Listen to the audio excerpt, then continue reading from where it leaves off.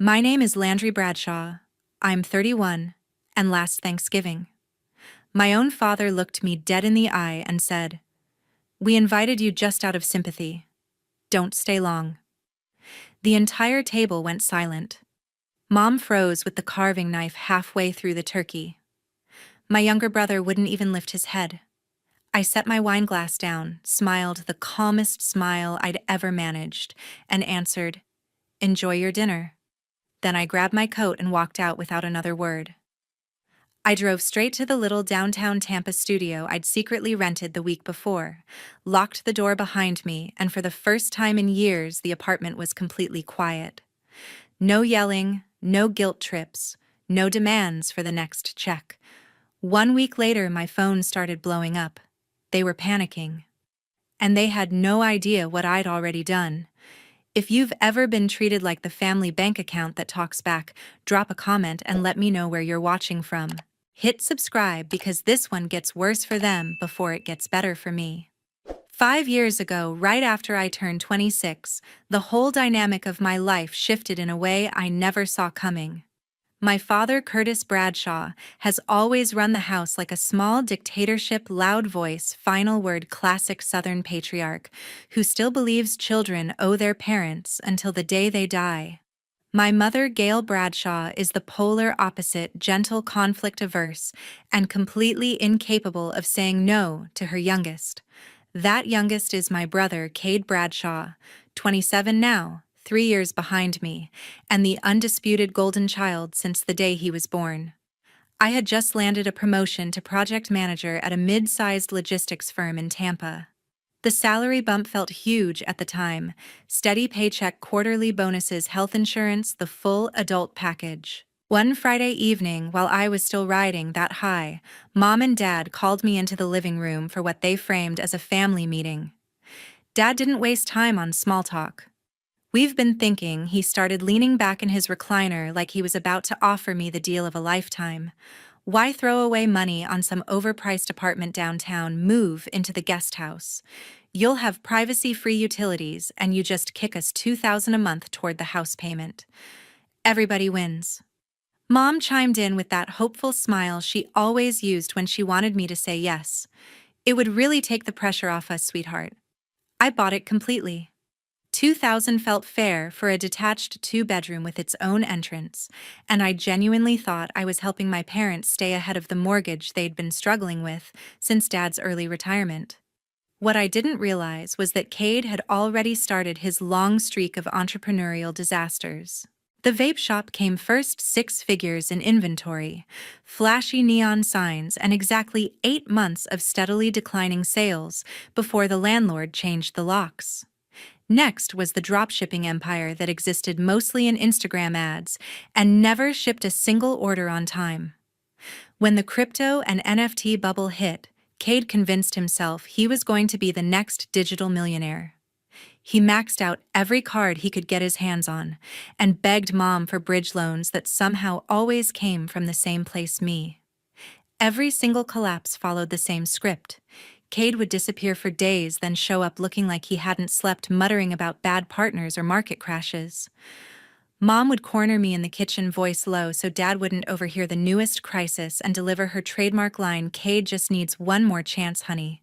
He's so close this time." Because I was the only one bringing in reliable money, the job of keeping the lights on fell to me. I drained my emergency fund for his back rent. I paid the minimums on cards that weren't even in my name. I transferred cash the same day my bonus hit so suppliers wouldn't sue. Each time I told myself this would be the last rescue, that next month everything would stabilize. The truth I wouldn't discover for years was far uglier. Early on, while I was still celebrating my first big raise, my parents had quietly opened a home equity line of credit for $150,000. Interest only for the first 10 years, variable rate, no questions asked. That money didn't fix the roof or pay off medical bills. It vanished into Kade's first failing business and every failing business after that. The $2,000 I proudly handed over every first of the month wasn't reducing the actual mortgage balance by a single cent. It was barely covering the interest on that secret loan and whatever fresh disaster Kade had created that week. My paychecks were the only thing keeping the bank from noticing the payments were already months behind schedule. I look back at that version of myself and almost don't recognize her. I was so proud of being the responsible one, the daughter who stepped up when no one else would. I honestly believed that if I just worked harder and sacrificed a little longer, my family would finally be okay. Family first, right? That's what I kept telling myself. That's what they let me keep believing. 9 days after Thanksgiving, my phone started lighting up like a Christmas tree. The night I left the house, I drove straight to the new downtown studio, poured myself a glass of water, and sat down at the kitchen counter with my laptop. While the adrenaline was still pumping, I logged into every single account I had ever linked to the family credit card streaming service's cell phone plan, even the utility bills for the guest house. One by one, I removed every authorized user, deleted every saved card that wasn't mine, and turned off every autopay that had been quietly feeding their lifestyle for years. It took less than 30 minutes, and when I closed the laptop, the silence in that little apartment felt louder than any argument we had ever had. For the first week, nothing happened. Then, right on schedule, the messages began. Mom was the first. A simple text that popped up while I was in a morning meeting. Internet and cable just went out. Did you change something on the account? I left it on red. Dad blew up my phone that same afternoon. 6 missed calls in a row, then a voicemail that started calm and quickly turned into yelling about the family cell plan being suspended because the card on file had been declined. He ended with the classic line I had heard 1,000 times. "Call me back right now, Landry. This isn't funny." Kade waited until evening. His message was short, angry, all caps. "Fix the damn card." I didn't reply to a single one. Not a word. Not an emoji, nothing. For the first time in my adult life, I let the notifications stack up and felt absolutely zero guilt about it. The only person I did pick up for was my cousin Autumn Bradshaw, the one family member who had watched the whole circus from the sidelines for years. She and I had grown up more like sisters than cousins, and she was the only person I had ever vented to about how exhausted I was. When her name flashed on the screen that night, I answered on the second ring. She didn't bother with small talk. "I heard what happened at Thanksgiving," she said, voice low but steady. "And I saw the look on your face when you left. You finally did it, didn't you?" I told her everything: the studio, the accounts, the silence. She listened without interrupting, then let out a slow breath. "You've been rescuing them for 5 years straight, Landry. 5 years of your life, your money, your peace. It's over now. Let them figure out what life looks like when the ATM stops working." I didn't cry. I didn't laugh. I just sat there on the floor of an empty living room, phone pressed to my ear, listening to the hum of the air conditioner and realizing she was right. The constant noise I had lived with for so long, Mom's pleading, Dad's demands, Kade's endless crises, had finally stopped. The apartment was small. The furniture was still in boxes, but the quiet wrapped around me like something I had been craving without even knowing it. Over the next few days, the messages kept coming. Mom tried the soft approach, sending photos of the dark TV screen and sad face emojis. Dad left another voicemail that ended with him threatening to come talk to me in person if I didn't fix the bills immediately.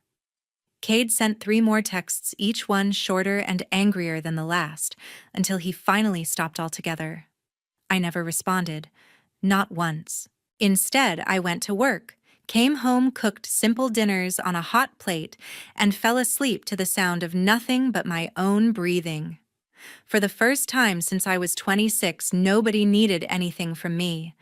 Nobody was waiting for the first of the month. Nobody was counting on me to make their problems disappear. That silence wasn't empty. It was the loudest, most powerful thing I had ever heard. Thursday of that same week, an email from my bank stopped me cold. The subject line was simple: "Unusual activity detected on your credit profile." I opened it during lunch at my desk, thinking it was probably a false alert from all the recent account changes. Instead, the attached PDF from my credit monitoring service showed a brand new business credit card, $48,000 already charged, opened in my name, less than 2 weeks earlier. I called the issuer immediately. The fraud specialist walked me through the application details while I sat there gripping the phone so hard my knuckles went white. The card had been applied for online using my full social security number, my exact address, even my previous employer as a reference. The electronic signature was a scanned copy of one I had signed years ago on some family paperwork I barely remembered. Almost every dollar of the available credit had been spent in large cash-like transfers to accounts linked to Kade's latest company. I hung up and dialed Mom before I could talk myself out of it. She picked up on the first ring, sounding nervous the second she heard my voice. "Mom," I said, trying to keep my tone level, "did Kade open a credit card in my name?" The line went quiet for a long moment, and then came the sound of her starting to cry. When she finally spoke, her voice was small and shaking. "He was just borrowing it for a little while, honey. The store was about to go under, and he promised he would pay it back before the bill even came. I told him it was wrong, but he said it was only temporary." Temporary. That word hit harder than anything else.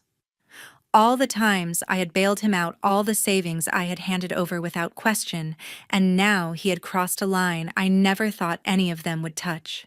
This wasn't just taking money anymore. This was stealing my identity, my credit, my future. I ended the call with nothing more than a quiet goodbye and spent the rest of my lunch break filling out the identity theft affidavit on identitytheft.gov. I uploaded every piece of evidence the fraud department asked for, requested the official FTC identity theft report, and placed freezes on all 3 credit bureaus the same afternoon. No police report, no criminal filing, just the paperwork required to make the bank remove the account from my record and stop collections from ever coming after me. The bank launched its internal investigation and assured me the charges would be reversed once the paperwork cleared. They couldn't tell me exactly what would happen to the person who actually used the card, only that their own recovery team would pursue repayment separately. In other words, Kade was about to have some very uncomfortable conversations with people who didn't grow up changing his diapers. I sat in my car in the parking garage after work, staring at the confirmation emails, and felt something shift inside me. Up until that moment, I had still been telling myself that going silent and cutting off the money was enough, that I could just walk away and let them figure out the rest. Finding my name on that statement changed everything. It wasn't about the $2,000 a month anymore. They had taken something that could follow me for years: my financial reputation, my ability to buy a home one day, my sense of safety. By the time I got back to the apartment that evening, the shock had settled into a cold, steady anger. I forwarded the fraud alerts to my personal email, saved every screenshot, and added them to the folder I had started the night I moved out. Whatever guilt I had been carrying about going no contact evaporated the second I realized they were willing to risk my entire future to keep propping up Kade's present. The bank told me the process could take 30 to 60 days to fully clear. That was fine. I suddenly had all the time in the world. 2 weeks later, I sat across from a forensic accountant I had found through a referral from work. His name was Michael Reyes, a quiet man in his 50s who specialized in untangling family financial messes exactly like mine. I handed him a small USB drive and opened the same encrypted folder on my phone while we talked.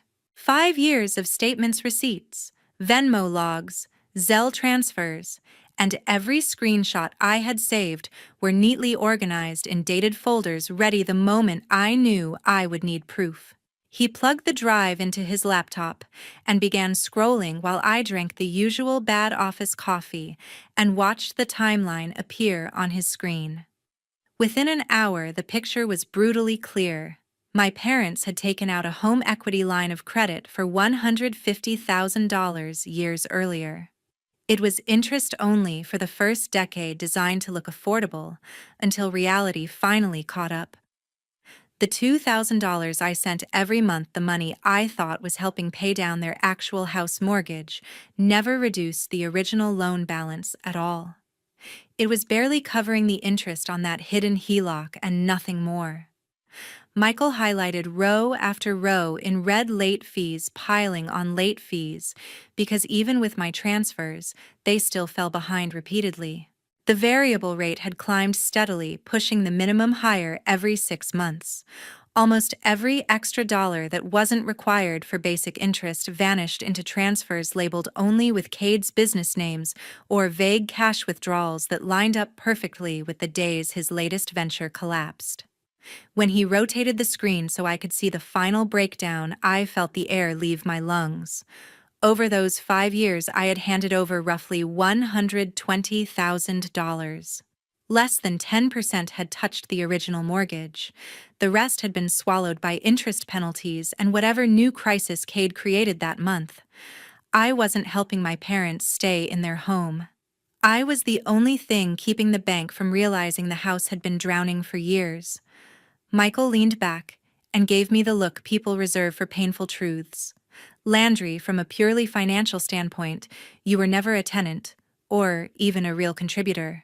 You were the hidden buffer keeping an over-leveraged property afloat. I asked him to email me the complete report immediately. Every annotated HELOC statement, the full amortization schedule, the detailed breakdown of where every dollar I transferred actually went, and the transaction history tied to Kade's accounts. Within minutes, the files landed in my inbox. I forwarded them to my personal cloud, added them to the locked folder I had been building since Thanksgiving, and set another layer of password protection. Sitting in my car outside his office, I opened the new PDF on my phone and stared at the virtual stack of pages. Each one felt heavier than any paper ever could. All those years I had told myself I was the good daughter, the responsible one, the person holding the family together. In reality, they had turned me into a walking line of credit with no limit and no gratitude. They didn't see me as their child anymore. They saw me as a resource, something to tap whenever the numbers got tight, and Kade needed another lifeline. The love was still there on my side, but on theirs it had been replaced by cold calculation a long time ago. I locked the screen, slipped the phone into my pocket, and drove home in silence. The evidence wasn't sitting in some box or envelope. It was already living in the cloud, duplicated across 3 backups, waiting for the day my parents finally realized the well had run dry and came looking for one last withdrawal. I was done being their safety net. 6 weeks after Thanksgiving, my apartment doorbell rang at exactly 8 o'clock on a Thursday night. I looked through the peephole and felt my stomach drop. Dad, Mom, and Kade were standing in the hallway looking like they had rehearsed this moment on the drive over. Dad was in front, arms crossed, jaw tight. Mom stood slightly behind him, clutching her purse like a shield. Kade hung at the back, hands in his pockets, staring at the floor. I opened the door just wide enough to see them clearly. Nobody spoke for a few seconds. Finally, Dad cleared his throat. "We need to talk, Landry." "Can we come in?" I didn't move. "Say whatever you came to say right here." Mom stepped forward, eyes already red. "We're selling the house. We have a buyer lined up, and the closing is in 3 weeks. I waited. There was obviously more. Dad took over, voice low but firm. The interest rate on the equity line jumped again last month. Between that and the regular mortgage, the payment is almost double what it used to be. The bank already sent a notice of default. We have 90 days before they start the foreclosure clock for real. The realtor says if we sell voluntarily now, we can still walk away with something instead of letting it go to auction." He paused, glancing at Mom, then back at me. "The problem is the house needs repairs to pass inspection, and the market in Brandon is slow right now. The offer is decent, but it leaves us short for closing costs and paying off what's left on the line of credit. We're looking at coming out behind by about $30,000. Mom jumped in, voice trembling. "We wouldn't ask if there was any other way. We just need help bridging that last gap so we don't lose everything. Kade finally looked up. It's not even that much compared to what you used to. I raised one hand and he stopped mid-sentence. I stepped back inside, picked up the thick manila envelope I had kept on the counter for weeks, and returned to the doorway. Without a word, I held it out. Dad took it automatically confused.